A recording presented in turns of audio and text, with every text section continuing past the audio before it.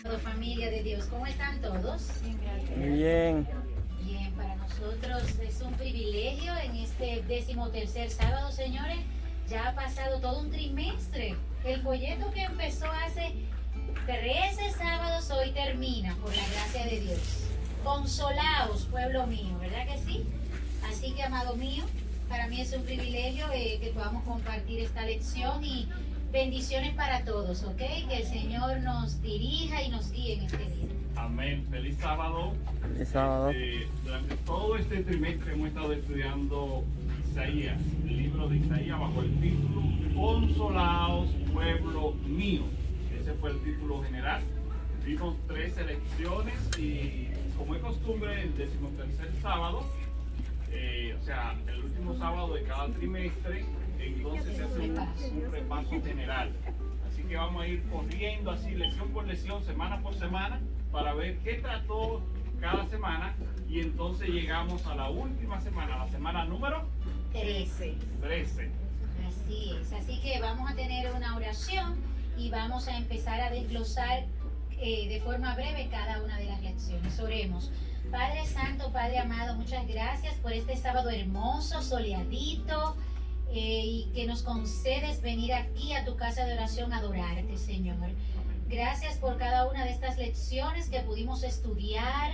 Gracias, Señor, por las alabanzas, la hermana Liz. Gracias por el misionero, por la hermana Raquel. Señor, permite que todos podamos colaborar y así podamos aportar para esa obra allá, Señor.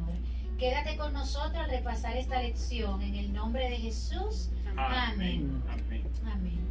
Muy bien, y la lección número 1 llevaba por título Crisis de Identidad. Yo no sé cuántos recuerdan, crisis de identidad. Hermanos queridos, el mismo Dios hizo un llamado al pueblo. Ahí aprendimos eso en esa lección, en Isaías 1:16. Dice, venid a mí. ¿Y quién hace la invitación? Jesús.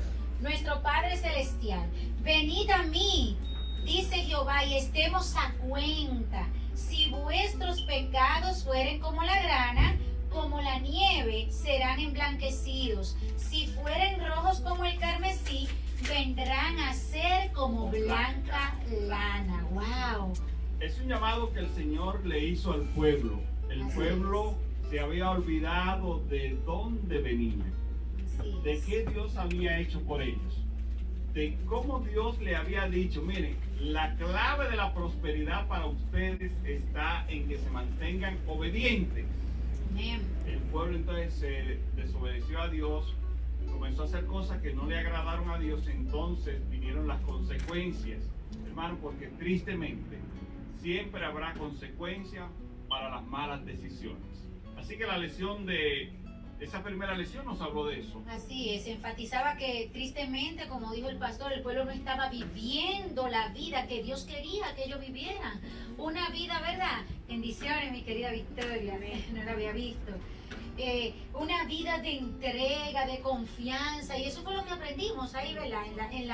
En la primera lección. De hecho, ellos se rebelaron contra Dios, no escucharon la voz de Dios, pero qué maravilloso es saber que nuestro Dios, nuestro propio Padre Celestial, lo invitaba a venir.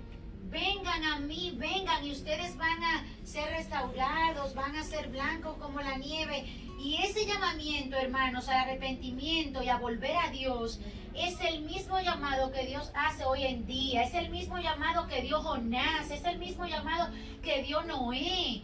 Vengan, vengan, porque aquí está la salvación. Y en el caso de Noé, ¿cuál era el arca de la salvación? El arca, ¿verdad? El lugar seguro. En el caso de Jonás, Dios tenía una palabra de arrepentimiento para aquella ciudad.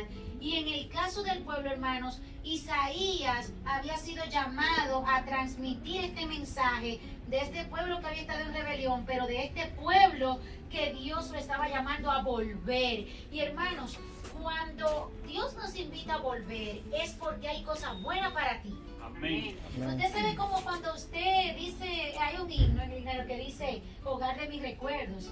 Yo no sé cuánto le gusta volver a su hogar, volver a su tierra, volver a su algo que te produjo esa alegría y esa paz. Dios quiere que volvamos a Él, hermanos, porque en su regazo, en sus brazos, hay plenitud de gozo. Así que toda esa lección, el capítulo 1 nos hablaba de eso, que a pesar de que ellos se perdieron en un momento en el camino y hubo esa crisis de identidad, Dios le estaba diciendo, hey, stop ahí, ustedes son mi pueblo, vengan a mí. Regresen, ¿verdad que sí? Así es que ese fue el llamado que vimos en la lección número 1. En la lección número 2, la semana número 2, bajo el título Crisis de Liderazgo, se nos presenta la muerte del rey Usías. Dice la palabra de Dios, en el año en que murió el rey Usías. Eso está en Isaías capítulo 6.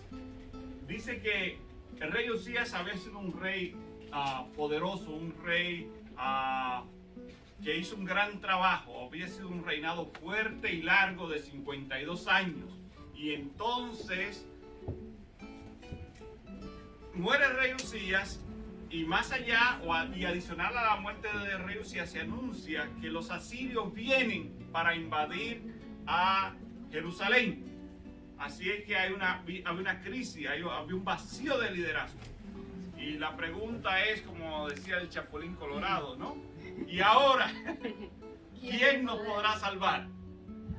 Así que, humanamente hablando, había una crisis de liderazgo, pero dice la palabra del Señor que Dios estaba sentado en su trono. En su trono. Gloria a Dios. En el año en que murió el rey Usías. Así que la lección número 2 nos habla de esa crisis de liderazgo. Hermanos, y yo quiero decirle, Dios no ha perdido el control de nuestras vidas. Amén. Amén. Gloria a Dios. Tal vez tú veas una situación en tu hogar, en tu familia, en tu propia vida, que tú digas, no hay esperanza, ¿cómo voy a resolver eso? Yo quiero decirte, Dios sigue sentado en su trono. Amén. Así que la lección número 2 nos habla de esa crisis de liderazgo y la visión de Isaías capítulo 6. De ahí pasamos rapidito a la lección número 3, cuando tu mundo se cae a pedazos. Y oigan lo que dice el texto, Isaías 7:9. Si vosotros no creyereis, de cierto no permaneceréis. Y hermanos, esta lección, voy a decir una partecita de ella que nos enfatizaba, que a veces es difícil que nosotros podamos determinar quiénes verdaderamente son nuestros amigos y quiénes son nuestros enemigos. Pero hermanos, even though, a pesar de todo eso que está ahí, que dice ahí, el Señor Jesús dijo que debemos amar a quienes, a nuestros enemigos. Dios nos invita a que, ok, no le cae bien a alguien, ámalo en el nombre de Jesús, porque amar a quien tú amas es muy fácil, como decía alguien, pero amar quizá a alguien que quizá en algún momento te ha hecho daño y todo eso, pero en el nombre de Jesús es posible, porque Jesús amaba a todos por igual. Sí, recuerden, hermanos, que el rey del norte, el rey de Israel, recuerden que Israel se había dividido en dos, ¿no? El reino del norte, el reino de Israel, y el reino del sur, el reino de Judá. Y entonces el rey del norte, el rey de Israel, hizo alianza con los sirios para venir a pelear contra el reino del sur, el reino de Judá. Y en ese contexto, el rey de Judá, o el rey del reino de Judá, quiso hacer una alianza con los asirios. Como que dice, ellos me van a ayudar. Pero vemos, hermanos, que él no consultó a Dios. No eran los planes de Dios. Ya Dios se había mostrado sentado en su trono. Dios se había mostrado que para él liberar al pueblo, él no necesitaba a otros reyes. Y entonces eso fue causa de problemas para el reino de Judá. Hay dos párrafos que aparecen en la parte del lunes que yo quiero brevemente compartir con ustedes. Mientras Acaz sopesaba sus opciones políticas para enfrentar las amenazas de Israel y de Siria, Dios sabía algunas cosas que el rey no sabía. Por un lado, fue Dios quien permitió que le sobrevinieran problemas para disciplinarlo y hacerlo volverse a él.